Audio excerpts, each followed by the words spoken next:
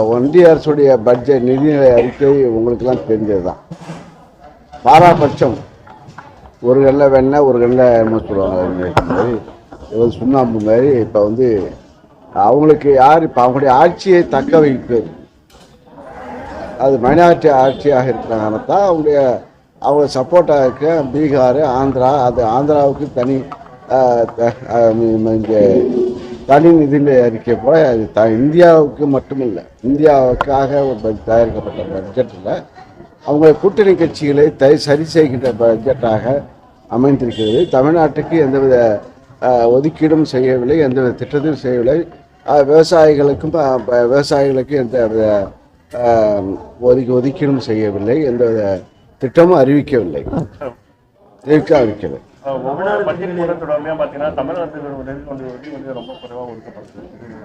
இது மக்கள் புரிந்து கொள்ள வேண்டும்.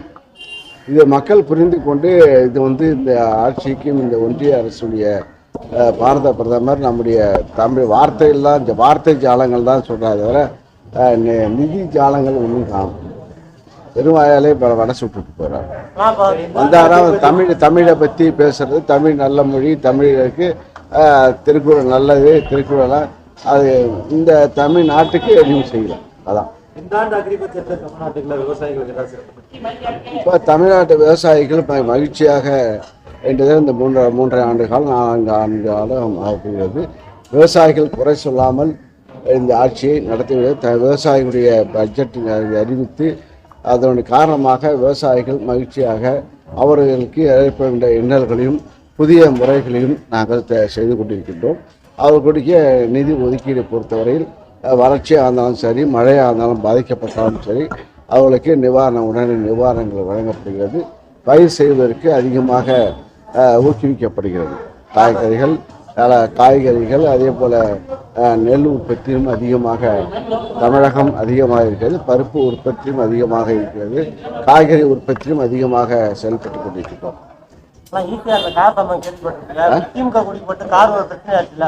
அதான் இப்போ காரில் இப்போ கட்டிட்டு போகிறாங்களா, இப்போ தங்களை பாதுகாத்துக்கிறது திமுக கொடியை கட்டிக்கிட்டு போகிறாங்க. பார்த்தா உண்மை காரில் உள்ளே உட்காந்தவன் அதிமுக குடும்பத்தை சார்ந்தவன், அதிமுக சார்ந்தவர். இப்போ நீங்களே கேட்கறது நல்லது. ஏன்னா இது போல பொய் பிரச்சாரங்கள் இந்த அரசு மீது தினந்தோறும் கிட்டத்தட்ட 40க்கு 40 நாடாளுமன்ற தேர்தலை வெற்றி பெற்று மக்கள் வாக்களித்ததை பெருமையாக கொள்ளாமல் அதை சீர்குலைக்க வேண்டும். 2026 நோக்கி அவர்கள் செல்கின்றார்கள். எதிர்கட்சிக்காரர்கள் ஆளுங்கட்சி முதலமைச்சர் பொறுப்பேற்ற பிறகு தனிப்பட்ட நபருடைய வருமானம் அதிகமாக உருவாகிறது. அதே போல இன்றைய ஒவ்வொரு கிராமத்திலும் அங்கே ஒவ்வொரு பகுதியிலும் கிட்டத்தட்ட 1,18,00,000 பெண்களுக்கு மாதம் 1000 ரூபாய்.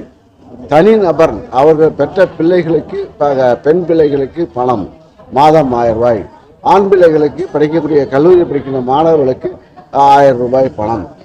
இதுபோல எந்த ஆட்சியிலும் இது போன்ற நிதி தனிப்பட்ட நபர்களுக்கு பண பயன் பெற்றதில்லை. பணப்பயன் சென்று கொண்டிருக்கிறது. மக்கள் திருப்தியாக இருக்கின்றார்கள். ஆனால் இப்போ அரசியல் நடத்துகின்றவர்கள் இன்னும் சொல்லாமல் திராவிட முன்னேற்ற கழகம் ஆதி காலத்திலிருந்து அவர் இப்போ இங்கே ஆட்சி பொறுப்பேற்ற இப்போ இதுக்காக ஆட்சிக்காக நாங்கள் இப்போ இல்லை, நாங்கள் எப்பொழுது திராவிட முன்னேற்ற கழகம் ஆரம்பித்தால் அந்திலிருந்து மக்களுடைய பிரச்சனைகளை போராட்டம், மக்களுடைய பிரச்சனை பேருக்காக மேடைக்காக பேசவில்லை, உணர்வுபூர்வமாக மக்களுடைய அடிப்படை வசதிகள் இன்றைய தலை நிமிர்ந்து மக்கள் நிற்கின்றார்களா. இப்போ இந்த பெரியாருடைய எண்ணத்தை நிறைவேற்றிய கலைஞரும் சரி, அண்ணாவும் சரி, அதற்கு பிறகு இப்போ அதனுடைய வளர்ச்சி தான் இப்போலாம் இப்போ இங்கே இந்த அளவுக்கு பெண்ணுடைய வளர்ச்சி எல்லா வளர்ச்சியும் இந்த திராவிட முன்னேற்ற கழகம் ஆட்சி காலத்தான் செய்யப்படுகிறது. கிராமத்துடைய வளர்ச்சியும் அதே போல தான், நகரப்பகுதி வளர்ச்சியும் அதே போல தான், தனிநபருடைய வளர்ச்சியும் திராவிட முன்னேற்ற கழகம் நம்முடைய முதலமைச்சர் பொறுப்பேற்ற பிறகு இந்த 3 ஆண்டு காலத்தில் தனி நபருக்கு பண பயன் கிடைப்பது இந்த ஆட்சி தான். வேற எந்த ஆட்சியும் இது போல. பெரியார் குறித்து சீமான் தொடர்ந்து கருத்து தெரிவித்துட்டு வர நிலையில பெரியார தன்னோட கொள்கை தலைவராக ஏற்றுக்கொண்ட விஜய் தற்போது அதுக்கு ஒரு கருத்தோ ஒரு எதுவுமே தெரிவிக்கல. நீங்க அது புரிந்து அதை பேசி அதான் தனிநபரை பற்றி நான் சொல்வதற்கு விரும்பவில்லை. ஆனால் பெரியார் நமக்கு எந்த கட்சியை ஆரம்பித்தாலும் அவர்கள் பெரியாரை வைத்துதான், பெரியார் படத்தை வைத்துதான் மாலை போடுகிறார்கள், புகைப்படுகிறார்கள். அண்ணா எம்ஜிஆர், அதிமுகவும் சரி பெரியார் படத்தை, பெரியாருடைய படத்தை வைத்து அவர் செய்கிறார்கள். ஆக பெரியாரை பற்றி பேசுகின்றவர்களை மக்கள் பார்த்துக் கொள்வார்கள். பாதகம் செய்பவரை கண்டால் நாம் பயம் கொள்ளலாகாது பாப்பா. மோதி மிதித்து விடு பாப்பா, அவர் முகத்தில் உமிழ்ந்து விடு பாப்பா.